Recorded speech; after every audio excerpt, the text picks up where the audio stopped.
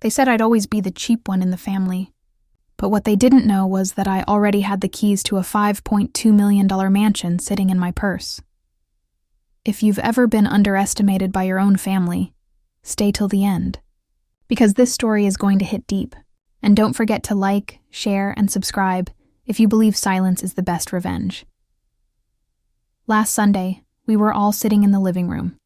My parents, my older brother Adam, and his fiancée Jessica. The whole room was filled with fake smiles, but the tension was sharp like a knife. Adam was the golden kid, the star, the successful one who worked hard and deserved everything. And I was Sylvia, the daughter who didn't become a doctor, who left college early, who wasted her life. Mom looked at me with that same fake concern. So, you're still renting a small apartment, right?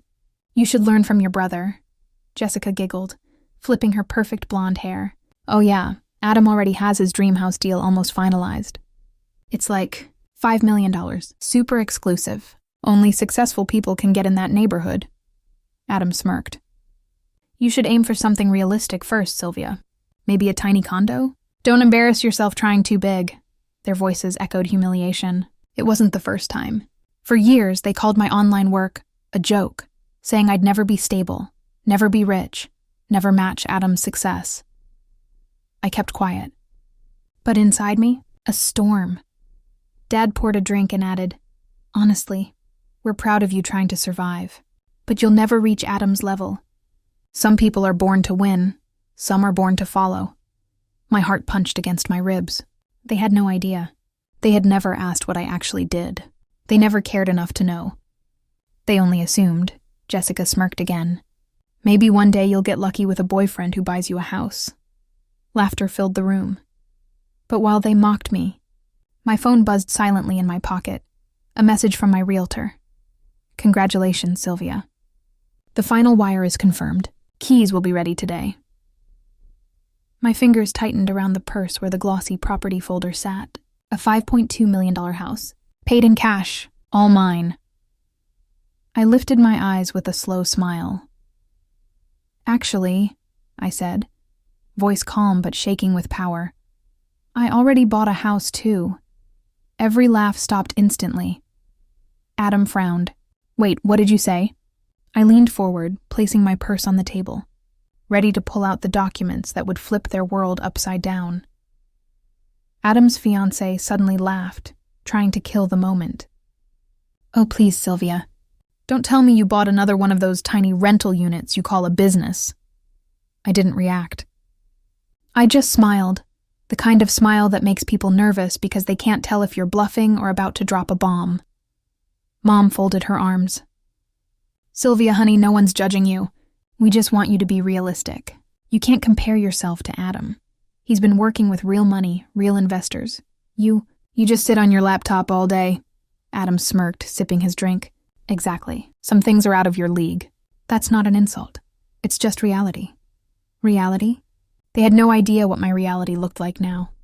2 years ago, I was broke. My car had been repossessed. I was eating ramen for dinner, and I was crying myself to sleep because everyone, including them, told me I'd never make it. But instead of giving up, I built an e-commerce business from scratch. No one knew. Not even my friends. I worked at night, slept on the floor, and taught myself marketing from free YouTube videos. Every dollar I earned went back into the business. Now that laptop job they mocked? It was pulling in 7 figures a year, but they didn't deserve to hear that yet. Not until the right moment. I looked straight at Adam and said softly, You're right. I can't compare myself to you. He smiled smugly. Exactly. I mean, you're doing fine in your own way. I cut him off. Because the house I bought is bigger than yours. The room went dead silent. Mom's glass froze halfway to her mouth. Dad stopped breathing for a second. Jessica blinked like she didn't understand English anymore. Adam laughed awkwardly. Sure. Bigger than mine. Where? On the moon? I shrugged. You'll see soon. Before anyone could speak again, my phone buzzed once more. This time I turned the screen so they could all read the message. Your Bentley has been delivered to the new address. Keys are in the glove box, Jessica gasped. Adam's jaw literally dropped. But then, before the truth could settle in, Mom's expression shifted. She slammed her glass down and said sharply, "Enough games, Sylvia. Don't embarrass yourself in front of your brother. He's closing his house deal this Friday." I stared at her, realizing she wasn't shocked. She was angry, because deep down she couldn't stand the idea that her failure daughter had won. And that's when I understood something. My family never wanted me to succeed. They wanted me to need them, but I was done playing their game. So I smiled, stood up, and said, "All right then. Why don't you all come with me tomorrow?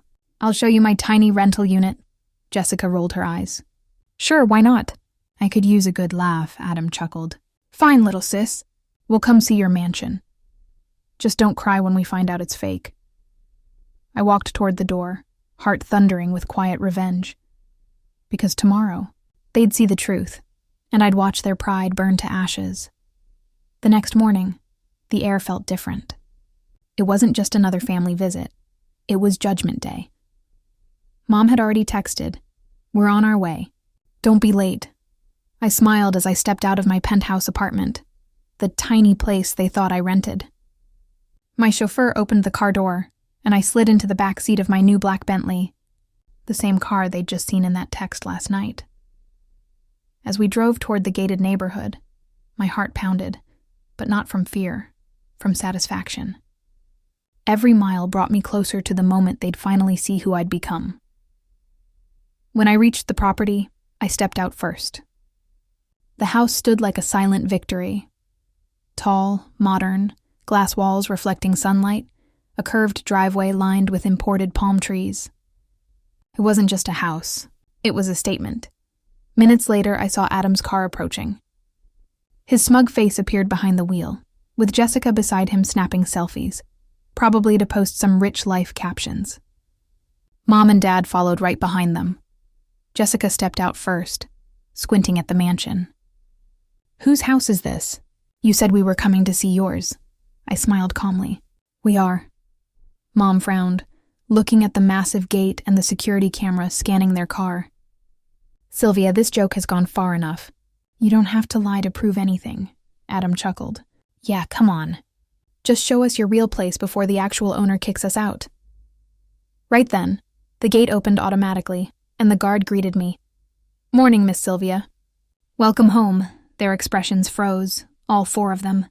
Jessica's lips parted. Adam's eyes flickered between me and the guard like his brain was buffering. "Wait," Adam said slowly. "You actually live here?" I looked at him, savoring the disbelief in his voice. "Yes, bought it last week. Paid in full." Mom's hand went to her chest. "You paid in full?" I nodded. 5.2 million. No mortgage. Dad stumbled a step forward, staring at the house like it was mocking him. "Sylvia, how is that possible? You don't even have a real job." That word hit me like a slap. Real job.